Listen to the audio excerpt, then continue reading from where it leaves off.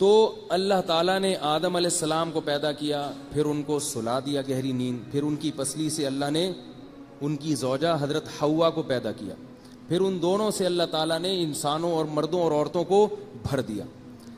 تو سب سے پہلے اللہ نے جس انسان کو بنایا وہ مرد تھا، ایک بات تو یہ پتہ چلی۔ دوسرا وہ نبی تھا۔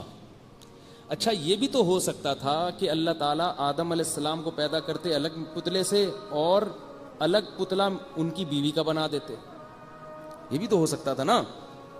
بھئی حضرت حوا الگ پیدا ہوتی ہیں، آدم علیہ السلام الگ پیدا ہوتے، دونوں کی شادی ہو جاتی۔ ایسا کیوں کیا کہ آدم بنائے پھر ان کی پسلی سے، ان کے جسم سے؟ وجہ اس کی یہ تھی کہ اللہ تعالیٰ یہ چاہتے تھے کہ عورت میں بھی مرد کی کچھ خصوصیات منتقل ہو جائیں، ڈی این اے ایک ہی ہو جائے دونوں کا، اور سب کی اصل ایک اکیلے آدم پہ جا کے ختم ہو جائے۔ اور اسی وجہ سے اللہ نے آدم علیہ السلام کے لیے 2-3 بیویاں پیدا نہیں کی۔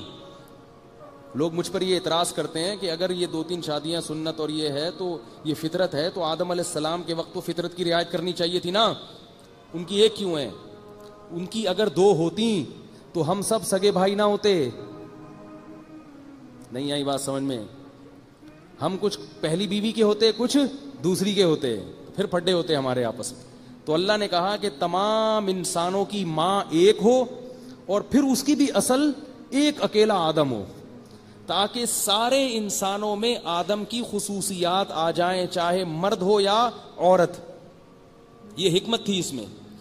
دوسری بات یہ کہ جو اصل ہوتی ہے وہ زیادہ کامل ہوتی ہے، جس کو اصل سے کھینچ کے نکالا جائے اس میں کچھ نہ کچھ تھوڑا سا عیب ہوتا ہے۔ تو آدم علیہ السلام کو تو مکمل کامل بنایا گیا، اور ان کی زوجہ کو ان کی ایک پسلی سے بنایا گیا تاکہ تھوڑا سا اس میں نقص موجود رہے۔ وہ نقص کیا ہے؟ کمزوری۔ مرد طاقتور ہوتا ہے اور عورت اس کی نسبت کمزور ہوتی ہے۔ مرد میں برداشت کی قوت زیادہ ہے، عورت میں برداشت کی قوت کم ہے۔ خواتین یہ بات سن کے غصہ تو بہت ہوتی ہوں، لیکن حقیقت ہے بھائی، چھپکلی گر جائے مردوں کی چیخ نکلتی ہے، کیسی خواتین کی چیخ؟ یہ تو حقیقت ہے نا، اس میں تو دو رائے نہیں ہو سکتی۔ اسی سے یہ مسئلہ بھی حل ہو گیا کہ رسول اللہ صلی اللہ علیہ وسلم نے فرمایا کہ اللہ تعالیٰ نے عورت کو مرد کی نسبت عقل کم دی ہے۔ یہ صحیح حدیث ہے، اس کا آپ انکار نہیں کر سکتے۔ مفتی طارق مسعود صاحب کے شارٹ کلپ بیانات کے لیے ہمارا چینل سبسکرائب کریں اور بیل آئیکن کو دبائیں۔ جزاک اللہ۔